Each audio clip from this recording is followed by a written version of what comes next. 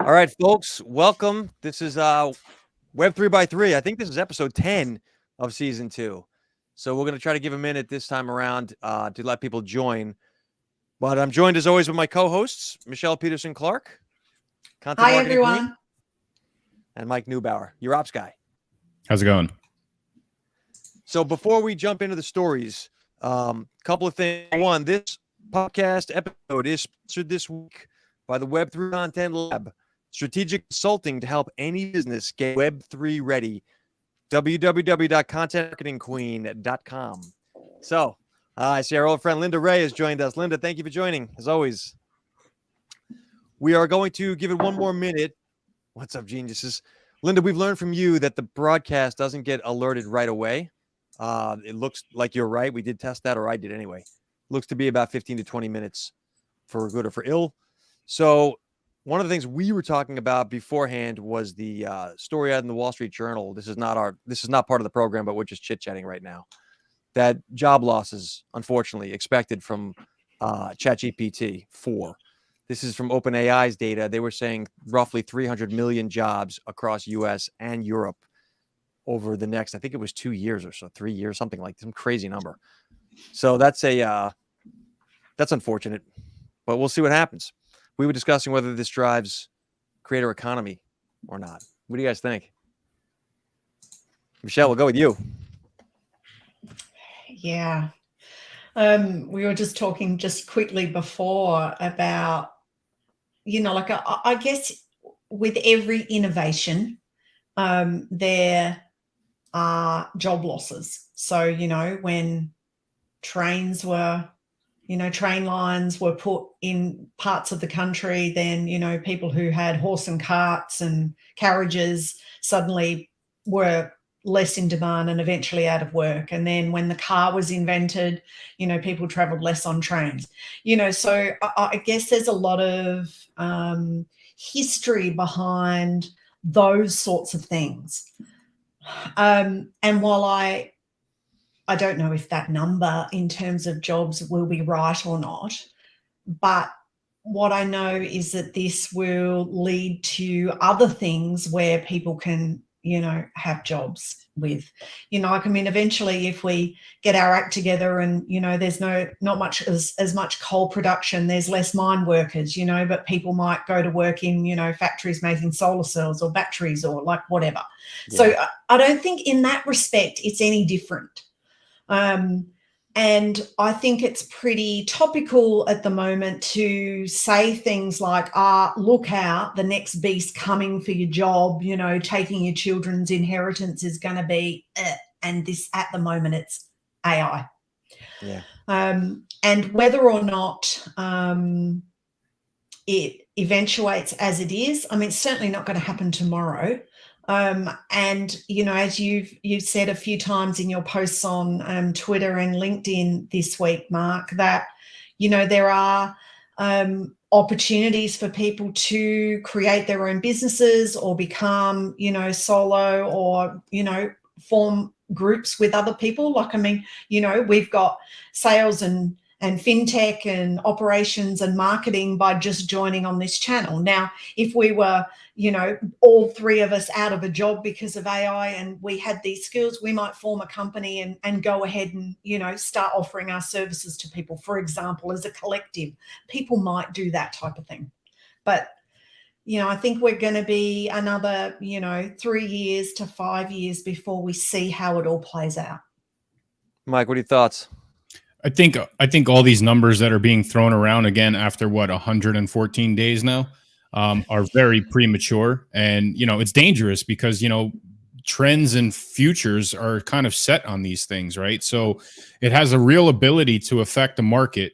But I'm going to take a couple different approaches at this. So first and foremost, on the creator economy side, if people, I guess, are dismissed from their current jobs and then they go and they start their own thing, and they're no longer reliant on this centralized system of workforce, can you argue that the entire workforce is now becoming decentralized due to this technology?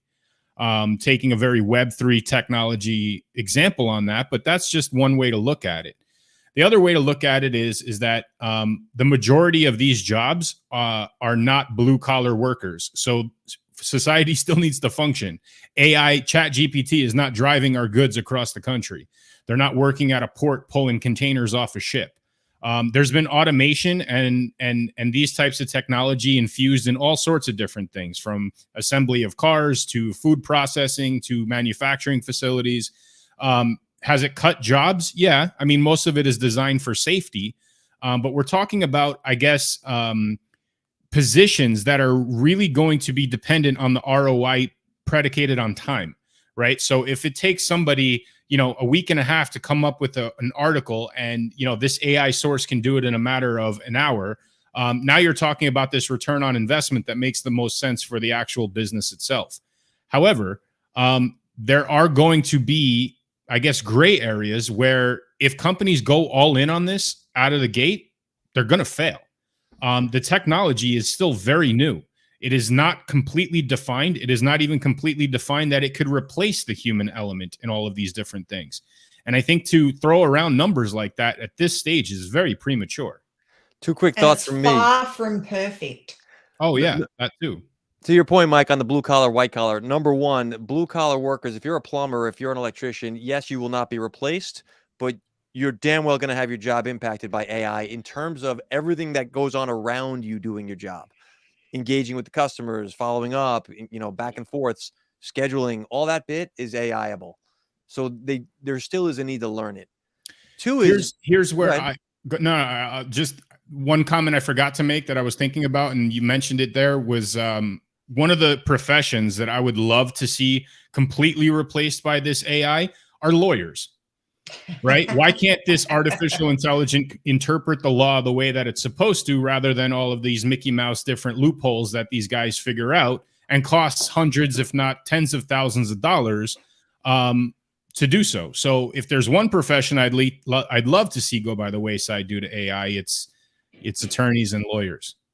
But so the thing with that is, if you were being sued by someone, like, would you want to trust things that you've put into an AI prompt to help you write your legal defense or your whatever? Like, I get that there's some parts of the jobs that can be done, but ultimately, as we've talked about many times on this show before, there needs to be the opinion, the nuance, we know the judge that you've got and the way they've adjudicated these sorts of cases before, they favor X over Y. How is any AI going to know that necessarily?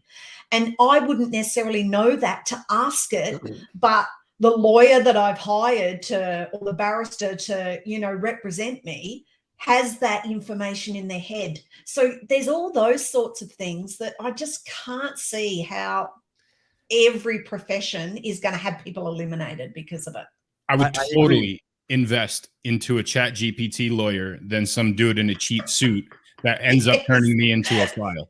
Yeah, sure, I get that, but how do you know it's right though, Mike? I'll tell you exactly how I know it's right. I will waive my right to counsel. I will do my own counseling, and I will use ChatGPT as my reference. And if I get off, it's the best case study ever. Michelle, so all we need is more controversial comments for the feds to knock on my door again. We'll visit Mike in jail. The definition of right. So, quick story. When I was in Europe and I'm selling AI trading software, European traders, equity traders, tend to trade conservatively. So if the stock is moving away from you, they don't chase it. In America, it's a different trading style. I'm generalizing, but generally speaking, American traders, if the stock is moving away and they're buying it, they will try to buy as much as they can. These are two different styles of trading. Neither's right, neither's wrong. This is very much the European American thing. Which is right? And it's all circumstantial, right?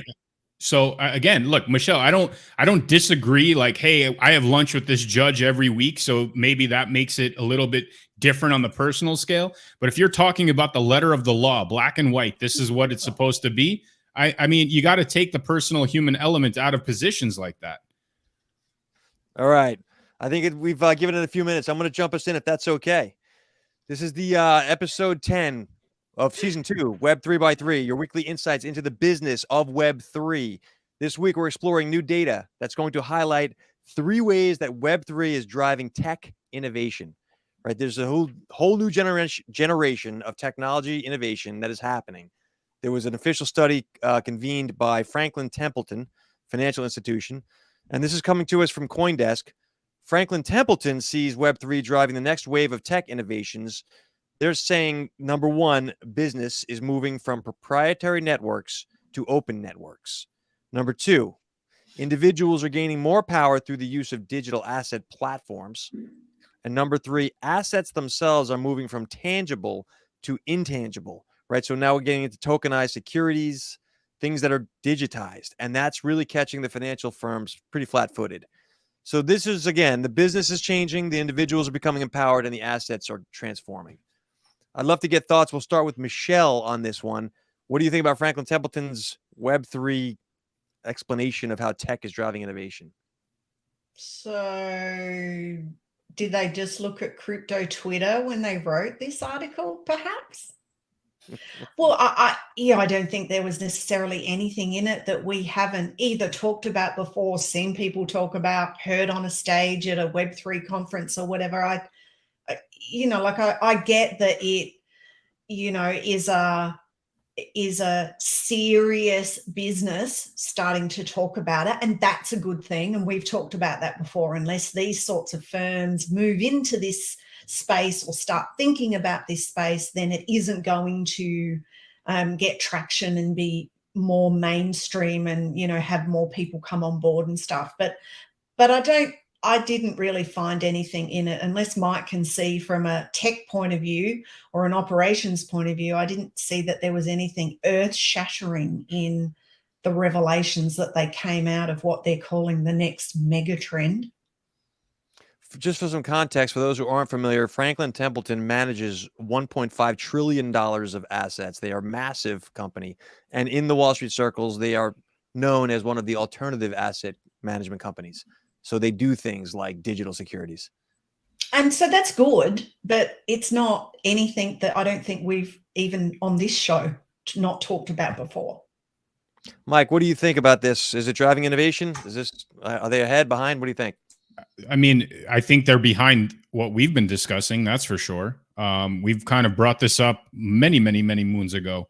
And I think the comments that we were arm wrestling for a while is, is this really real before any of these financial giants get their fingerprints on it? Well, if anything, that's an indication that it's becoming real, right? It's becoming real for them. What value do they bring to this industry? Well, they bring liquidity, right? They bring financial liquidity and the ability to continue to build. And the ability to invest into the technology. And I think that's only going to expedite the exposure, expedite the onboarding process, and really showcase the value proposition on what it means from a B2C and a B2B element that these industries and these companies can start maximizing and utilizing the technology for. So Franklin Templeton has introduced digital asset strategies. They are now advising clients the way they would tell you, you need some gold, you need some equities, you need some real estate.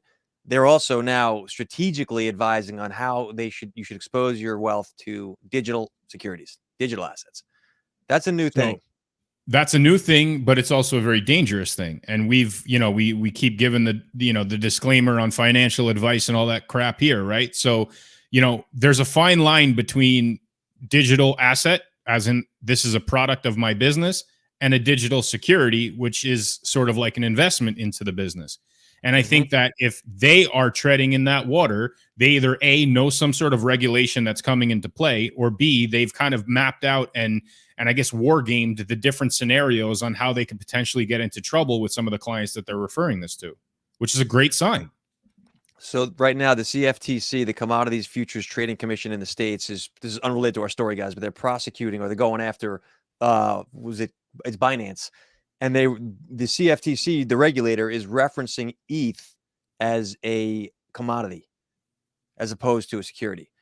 So to your point, Mike, the reason I bring this up, there's been no definition of these things still. How long have we been talking about this?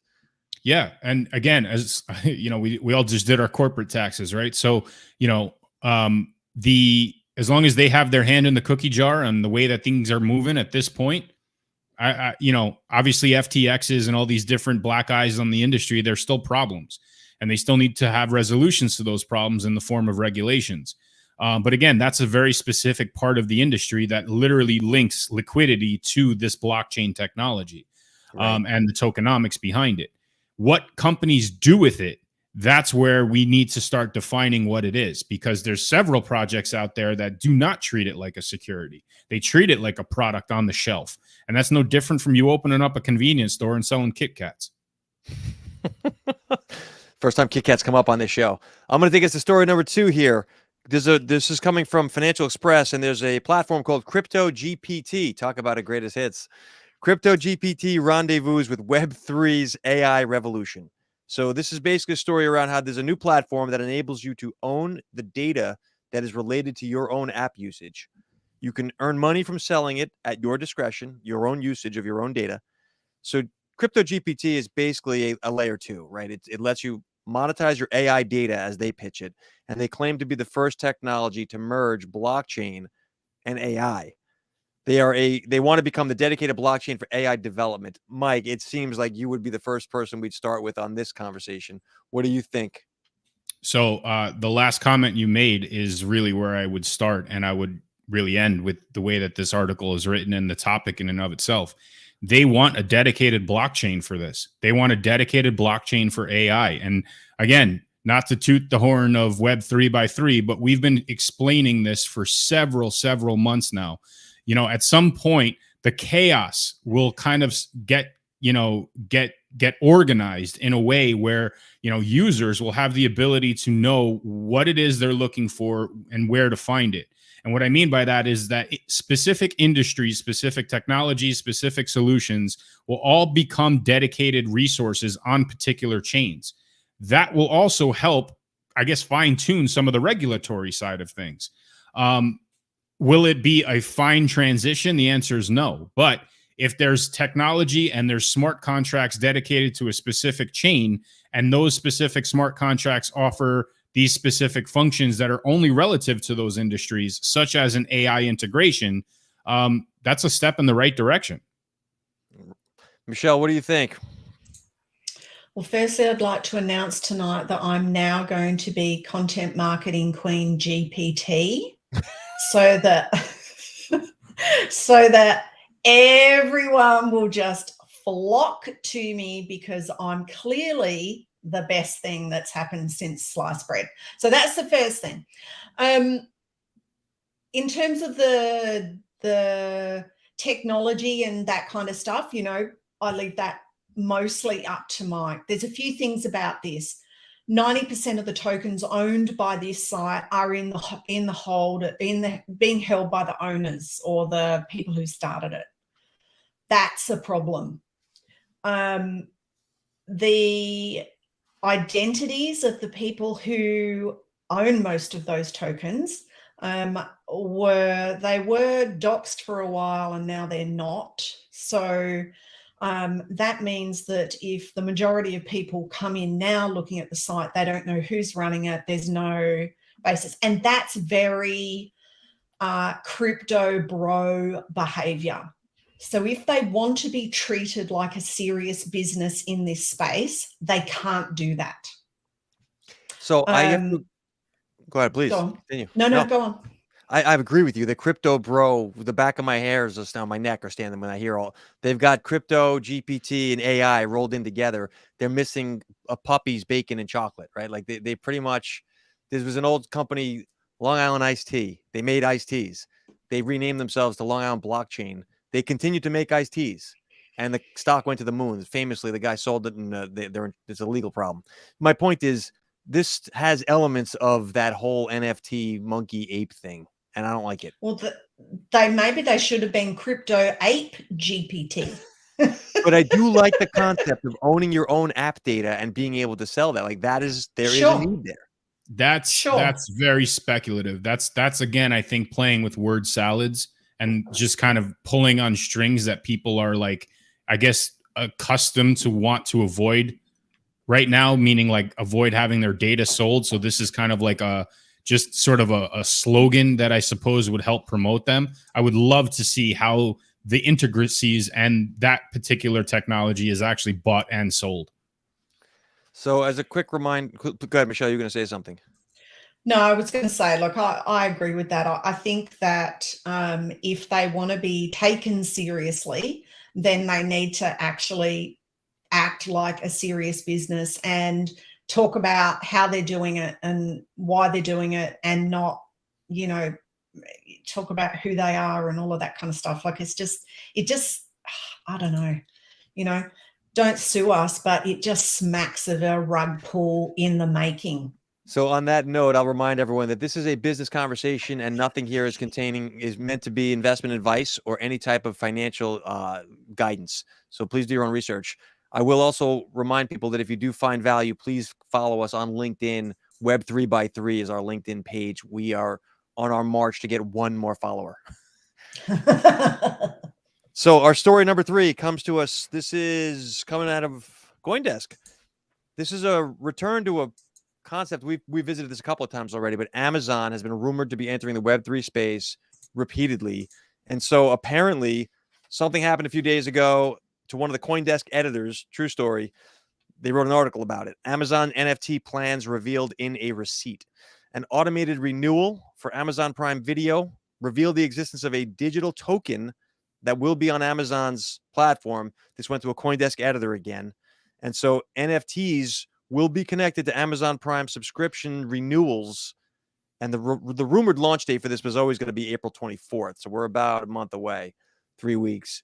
But the point is, it looks like they're instituting something over there having to do with NFTs on platform.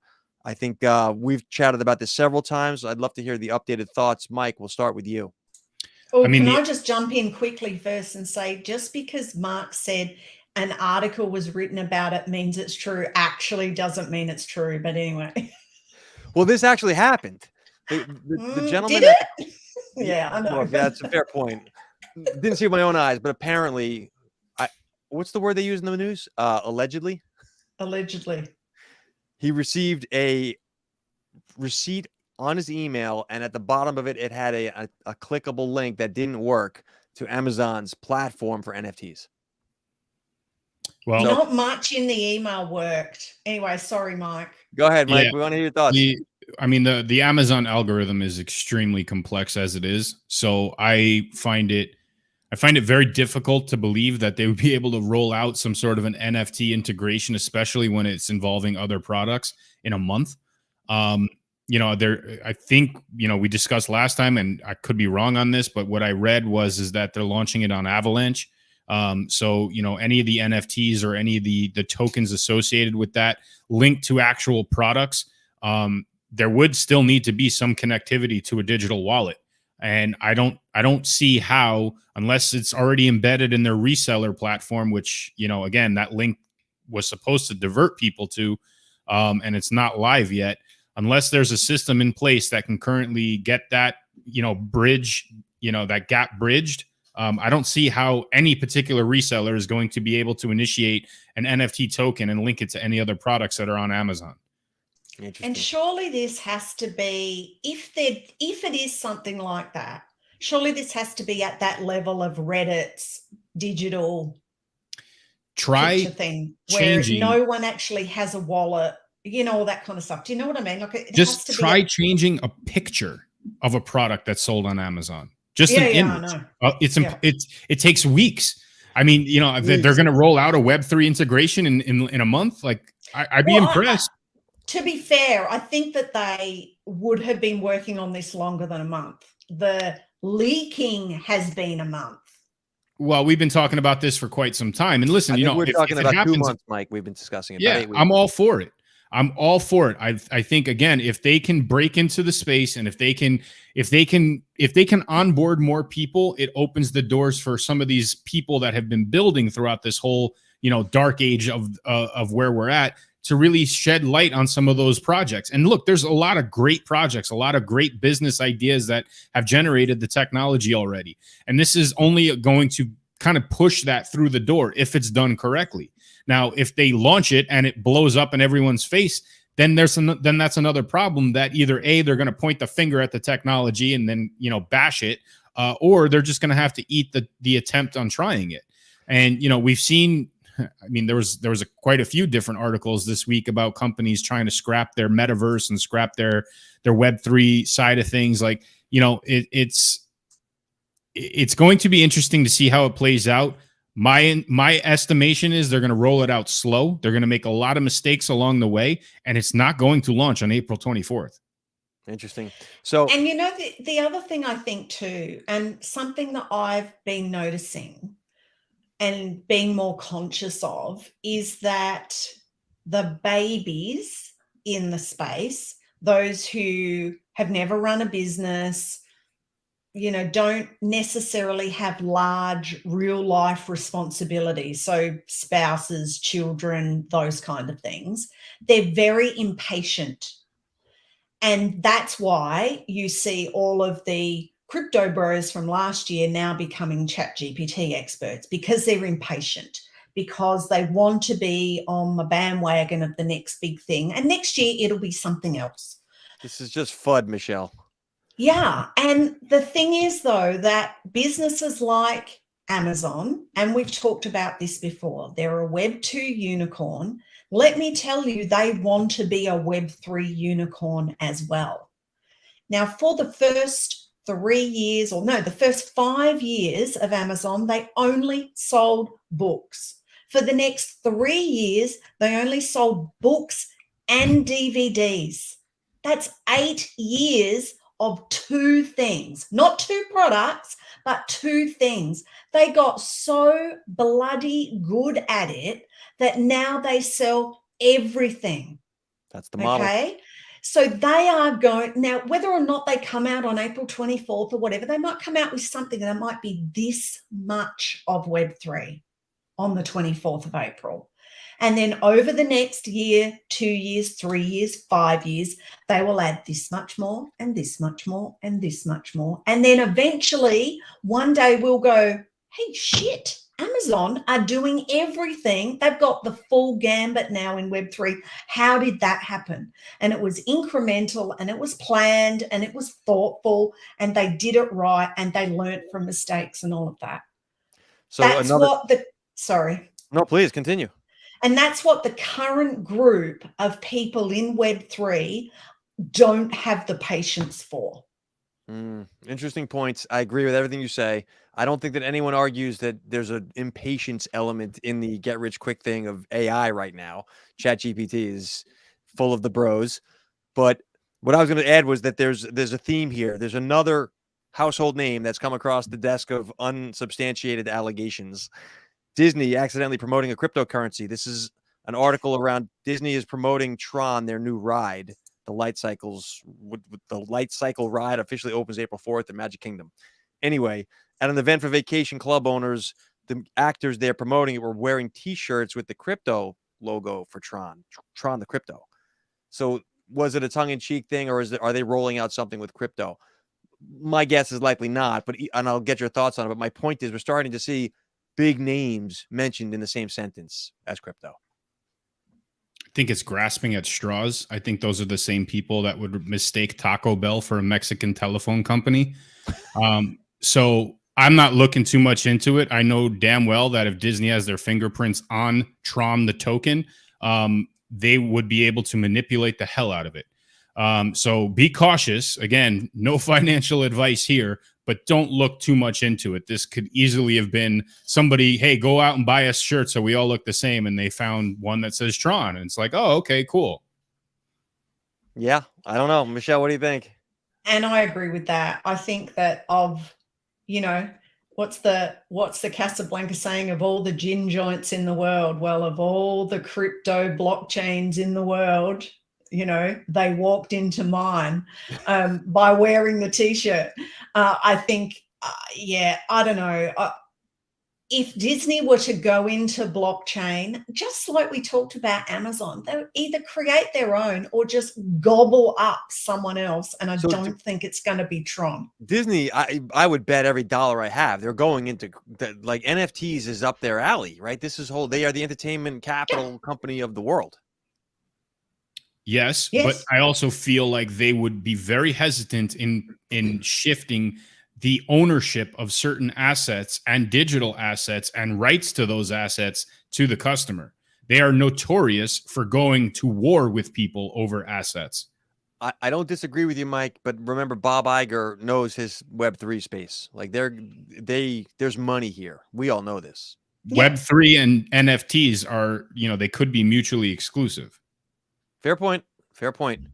But I think that I just like the theme of you're seeing names like Amazon, names like Disney, not just meddling in the NFTs, but they're actually starting to do stuff. They're testing the waters. This is that used to be an anomaly when a Dunkin' Donuts would roll out a coffee card. Not anymore. Yep. Yeah. I think it's great. Look, again, if it brings the exposure, but I tread lightly in that comment because, again, the technology was developed to try to, sail away from these types of entities. So story number 5 comes off of New York Post here, local paper for me in New York, but this was also a similar story in the Journal from today, Wall Street Journal. Up to 80% of workers could see jobs impacted by AI. This is research from OpenAI and the University of Pennsylvania. They're saying that 80% of the American workers will have some or all of their duties impacted or handled fully by ChatGPT. And this is the high-income jobs facing the greatest exposure. They specified financial advisors, insurers, data processors, things like that. I think that we all already know anything that's data-oriented that can be ordered as such is at risk. Thoughts on this? Because it obviously relates to Web3 in terms of the AI is going to make the onboarding easier, but there's going to be a dislocation, I think, on the on-ramp. What do you guys think? So my husband called our bank this week for an issue. My son had his card blocked, so he had to ring up and whatever. And the woman who answered the phone, after about 4 questions, we went, that's not a real person. No way. Because of the way her answers were, and there was no, as we've talked about 300 million times before, there was no nuance to it. Like she would ask a question like, and how may I help you today? Oh, I need to, sort out my son, his card's been blocked. So you'd like to, have a card unblocked, would you like to talk to blah, blah, blah. And it was really funny because John got all, hang on, I obviously didn't speak in the proper English because she doesn't understand what I said. And then about a minute later, Joshua's like, that's not a real person, Dad. And we're like, ding. That's going to happen more and more. Yeah. But it was weird. Once we realized it wasn't actually a person, it was really weird. Now, it's different, in the old days when an answering machine would answer, or you go, please press 1 for whatever. Well, that that's not a real person. Right. But in this particular case, it damn well was pretending to be a real person answering the phone in the first instance. Because then you get Joe from, card blocking. Yeah, hi, how you going? Like that was a real person. So like right. the difference was stark in the end. And, that's what we're talking about here. We got to unblock this fast because I'm due at the pub. That kind of guy. Yeah. Anyway, that was just I think the lesson learned is you need to change banks. They're actually pretty good. No bank just need to complain about that. A bank's job is just to give you your money when you need it. Again, we kind of touched on all this at the beginning, right? So, who are the jobs? What are the jobs? What are the professions? What are the tasks that are at risk with all of this technology that's emerging? I mean, it's so funny in a year's time, the whole concept of being an artist, right? Let's walk through the concept of being an artist. You rent out a gallery, you invest in paint, you live on a mattress on your floor. You live gallery to gallery. Maybe you'll sell a couple pieces that gets you through the year. Somebody picks you up, they give you a contract, whatever. All of a sudden, NFTs came about, and it really blew the doors open for the potential of being an artist. Now you can sell your assets in a digital format. You can create a digital and a physical, and burn the other one if you don't want to. Like, there's so many creative elements that you can do with the whole artistic side of it, integration into this technology. And then all of a sudden, AI art came about. And it's like, well, I can do it too. I don't need any art training. I can create this digital masterpiece, get it printed, put it in the same gallery next to you who spent hours and hours and hours. So you literally went from a breath of fresh air, this is the greatest thing ever, to having your entire career and livelihood at risk. I think, again, as the technology continues to develop, there's going to be elements like maybe human built is now going to be one of the key elements that we're going to notice within articles and newspaper clippings and blog posts, and any of the content. We talk a lot about content creation. Statistics and data are definitely things to get off of people's plates and use this technology for, but the ability to create content, I mean, this is really changing the dynamic here, right? So all those jobs are at risk. Why are you going to be a reporter? Why are you going to be a journalist? Why are you going to be a professional blogger? Like, you are now replaceable by even me and my curiosity. I don't need to go out and search for interesting articles. I can just ask for one to be drawn up. Give me an interesting article of the day. I'll tell you 2 quick responses on that, Mike, because I'm in the content world, right? Number one, when I was on Wall Street and I was a trader buying and selling things, and along comes first algorithms and then AI trading systems, I moved up into the sales role because the machines can trade, but people still needs to be explained how does it work and strategies around it. The same is true right now in the content space. It's not the creating of ChatGPT is amazing. It does everything that they say it does. However, what kind of content should we put out there? And I know it does strategy. I know that it does. But mapping that in a pyramid to get to a business outcome requires thought. ChatGPT can tell you a lot of stuff, but it doesn't know the nuance. So so you just proved the point that I've been making ever since we started talking about this, right? Again, many, many moons ago. How intelligent is the artificial intelligence component of it? At the labor component, it's amazingly intelligent. Okay, but in the I'm going to spit out things that somebody is looking for component, like, am I going to have a predictive behavior about what I sign in every morning over my cup of coffee? And instead of reading the New York Post article about Disney blowing, the wrong T-shirt, I'm going to ask, hey, what's the current issues of the day? Give me the synopsis of everything I need to know. Right. And it's going to know what I want based around the intelligence level of what my API key was able to train it all this time. But the problem ahead, with that at the moment is that it's not something happens today. It's on ChatGPT today. That isn't what it is. Oh, it'll get there. It'll get there. Yes, it will get there, but not at the moment. That's not what it is. Okay. And it's also not, it says in the terms and conditions of using it that, it makes mistakes and not everything is factual, and you can't take what it is as factual. And I mean, there's probably the same even with Google, but, it talks about its limitations itself. But Google's algorithm does not provide you with the answers that ChatGPT does. Google provides you with a list of potential solutions that are out there on the internet, and its algorithm is designed to find you some of those optimized tools. Now, the search perimeters and everything associated, like, think about newspapers. Okay. Newspapers were the thing, right? You stand outside of a subway, you're about to get on a plane. Newspapers were the way that you read about yesterday. And then the internet came around, right? First TV news at night, you can see what happened throughout the day. Next day, you read about it in the newspaper. Then the internet came around, and all of a sudden it's like, well, I can look things up whenever I want. And then smartphones came about, and it's like, shit, I can get notifications the minute something happens now. So, at some point, all of these, if you're a poor, editor of a newspaper, how long did you think your job was going to last? Right? There's going to be an integration in all of this stuff. Again, I don't see us jumping into the chair from WALL-E and just floating around a spaceship while AI technology caters to our every needs. I don't see that happening anytime soon. There's still a very much a human element that goes into all these things, except attorneys. And that's why I want that one to be the first to go. So, Mike, I would argue that when I know that it could be factually incorrect, and I know that it's completely biased, and I know I'm not getting the full story, then it's no different from me talking to a person, right? It's no different in the conservative or the liberal. Take your pick. I already know what I'm dealing with, that I need to take it with a grain of salt.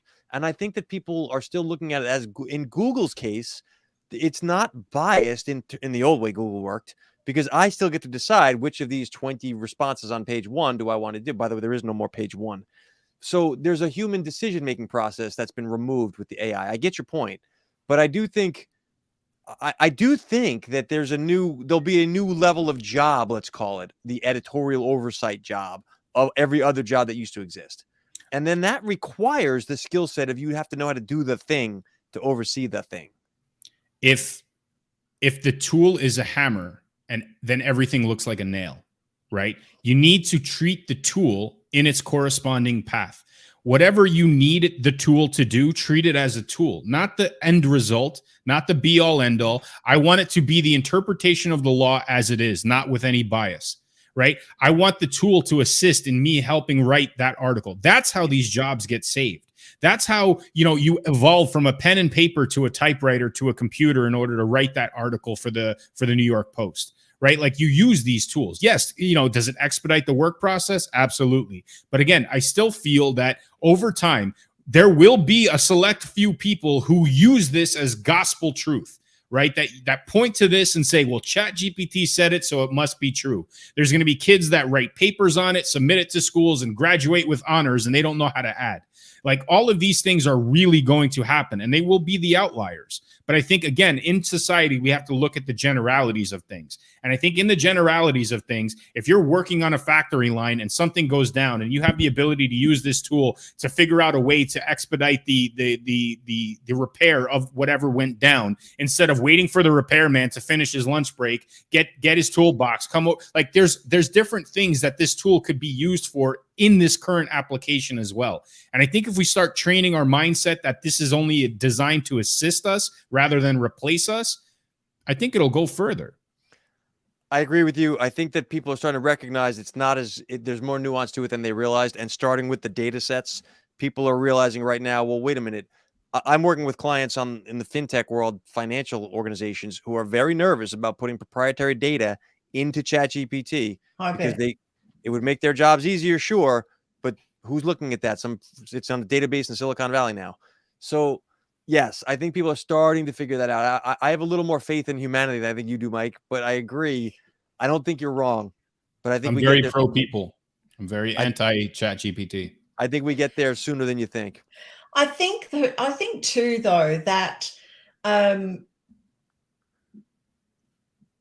most news stories, there's a lot of us that don't watch the news as much or much at all anymore, because it tries to rule us by fear. And so the headlines and the stories that come up like this are about putting fear into us about this new technology thing. So this is, as I said, this is no different from, the horse and cart people fearing trains and the trains people fearing cars. And, this is just the next thing. And, the way in which we interact with or respond to, how this technology develops and all of that will really, it will, sort of show the way in which it will develop. If people are going to only fear it, then how it develops will be very different to if people embrace it. And it's the same with our mindsets, if we live in fear, then, you're always looking out the window to see and locking your doors to see if someone's going to rob you. But if you don't have that kind of attitude, then you have your curtains and your windows open because you like to let the fresh air and the sunshine in. Or you have a gun. Yeah, not here, you don't, and one not of in the things Australia either. I'll add for you, Michelle, is that a lot of big companies move slowly. We know this, right? The bigger companies get, the harder it is for them to be nimble. We've never, as a society, seen change at this breakneck pace. Like, this is the fastest it's gotten to. Was 5 days it became the #1 website. It's been taking the world by storm, and so these companies in this sea of change aren't going to make the turn. Many of them will not, but individuals can. People that start small outfits can. And I personally believe this to be the greatest opportunity window that we'll ever live to see, at least so far that we've seen. And I feel that fear thing, I'm a seller of it. Go ahead and be, if not you, but in general, people who are afraid of this thing, you're missing opportunity here. Yeah, well, sure. the first topic we talked about with this was, is Google at risk here? Right? There's a real fear in that, right? Yeah. And I've argued no, right? But again, there's a Wizard of Oz curtain here somewhere. And until people start believing that and understanding that there still is, first of all, profit to be made from this, right? So there's only a benefit, financial benefit to making this grow the way that it has and in the speed that it has. Again, we're on what, iteration 4 or 5? And, I posed the question 2 weeks ago, did it advance itself? No, somebody advanced the technology. They released the next version of it.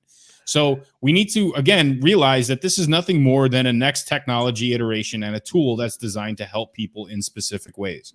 Right. So here, let me throw something in that is an interesting discussion for people to have a think about. So currently people who use ChatGPT 4 pay $20 a month, I think it is, isn't it? And is it right that, Mark, do you have it? Is it right that it's limited to a certain number of searches or prompts or whatever it is? So like you couldn't use it for 1 million people in your organization, for example, right? There's some kind of way. There's a cap on, I think it's there's 75 per day or something like that. Yeah. So all of these people who are creating, crypto GPT and, sound system GPT and media GPT, whoever, just add GTP to their name and say that they're using AI. So there's, Notion AI, and there's, Google are going to have an AI and whatever. Mm-hmm. They're all using if they're using ChatGPT's API, and Mike would be able to talk more to us about this. If they're using ChatGPT's AI, then they're using either 3 or 3.5. They can't be using 4 because they're not paying for it. Because if I've got a website with 100 customers and I integrate AI and then my customers use it, I'm not just paying the $20 a month for my account and then I've got it on my website and everybody's using it, because it is limited, as we talked about. So those people that are creating these new products that are based on ChatGPT's AI aren't actually using the latest version. So I think anytime you're building on rented land, even if it's ChatGPT's, it's a bad move. This is when ChatGPT went down. Was it 2 weeks ago? You remember this? How many companies had to suspend their websites? This is a real thing. This is, again, why I take those numbers of how many jobs are going to be dismissed with a real grain of salt here. Not everybody could be a substitute teacher sitting on their ass waiting for ChatGPT to go down and then get a call to come into the office. Like it can't work like that. But as far as the technology is concerned, the back end of this, and not to get too technical on it, but it's not like there's some magical fairies that put these things together, right? There's a processor, there's a server, there's different computing power that has to go into generating all of these responses. And all of those, and I'm not using a Web3 term here, this is actually a Web2 term in its context, they all use what's called tokens, right? So the amount of tokens that are predicated based on executing a specific function within a site or within an algorithm or within some sort of a software platform has to be executed using some sort of a hardware system. Where is that hardware system? That's my first question. California. Second point of it is, well, when the big one hits California, then what happens, right? But here's where I think we're really missing the trees in the forest, because take the two massive conglomerate technology advancements we've seen in the last 12 months plus. NFTs, Web3, blockchain technology, and now this AI. If you can develop the system in a series of nodes that are spread out across multiple continents, multiple locations, the system will never go down, right? And it's no different from mining or being able to be a verifier on the blockchain. Yeah, I was describing blockchain. Yeah.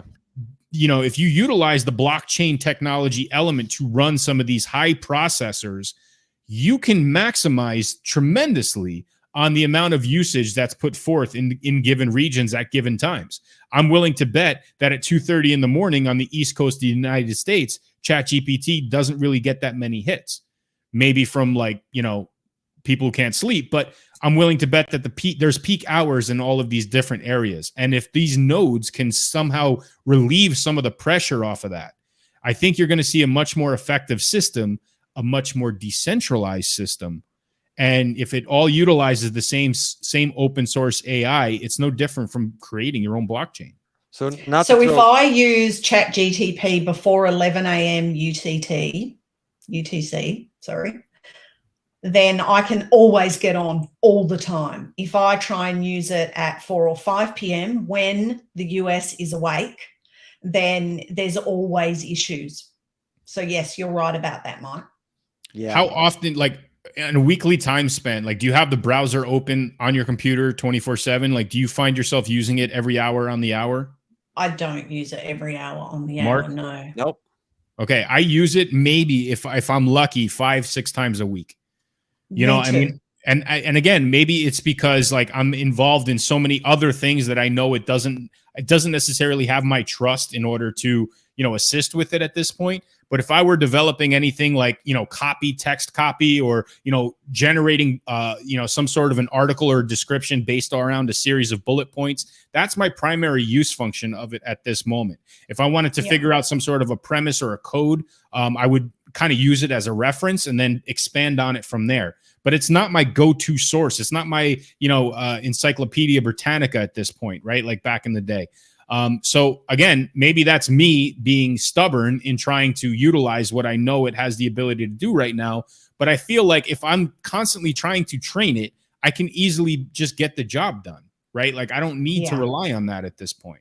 I'm going to do a quick recap, final thoughts, and we'll go around. So just for the theme of the day, Franklin Templeton sees Web3 driving the next wave of tech innovations. Business is changing and individuals empowered, and assets becoming intangible, virtual.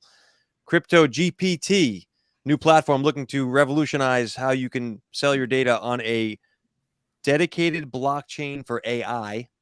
Amazon and Disney, both rumored to be dabbling either accidentally or on purpose in the NFT Web3 world. And of course, the AI is going to impact jobs, which we know. I see the themes of continued evolution of tech. Like this is nothing new for us, but the big firms are starting to notice, wait a minute, something's happening. We call it Web3. They don't know what to call it, but it's real. And also you're starting to see the companies that have been dabbling in it getting further involved. What do you guys think? Well, I guess the conclusion to all this is that we are very, very, very much ahead of the tsunami, which I think is great, right? I mean, we live and breathe in this space pretty much every day. The applications for business is something that, it's a soapbox I've been standing on for a long time because there's tremendous value in it. And, I think that if we continue to just put more irons in the fire, a blaze will erupt. And I say it a million times here, nothing is truly ever, nothing has truly ever made it until that app makes you waffles, right? Until the user has the ability to get on with ease and get something that they're really there to look for. Are we heading down that path? Yes. And the more these massive companies start investing into it, just either in the technology or utilizing it for their own purposes, it just validates that this is here to stay. Now, mistaken Tron for a roller coaster ride, I can't answer that one. Michelle, final thoughts? When Mike was talking before about, newspapers and the internet and stuff, it reminded me of an episode in The West Wing from the early 2000s. Those of you that know The West Wing, Aaron Sorkin, one of our favorite shows. And there was a news story that was going to break. They were told by the journalists that it would be in the paper tomorrow. And they said, it's already on the internet, but it will go mainstream tomorrow in the newspapers in the morning. And it makes me laugh. I mean, it made me think about it then when Mike was talking about it and it makes me laugh because I think that we'll see something like that going forward where people will want to know if it's been written to the blockchain or if Amazon's Web3 space has it, or is it in the metaverse, those sorts of things. And I think that we're getting there. And as you know, Mike said before, I agree with him. We're very, very, very, very early. You know, the baby's just been birthed kind of thing. And this is a 10 to 15 year commitment for us parents to see this child through to being independent. And, sorry? 10. Your kids were No, 10 to 15. 15. Like some of us are older than the others in this group. So, I don't want to be parenting for another 15 years. Thanks very much. I would remind people that this is, again, not meant as financial advice. If you guys find value in the conversation, we would love it if you guys could give us a follow on either LinkedIn, preferably, or YouTube. Web 3x3, it's Web 3, the number, BY3, the number.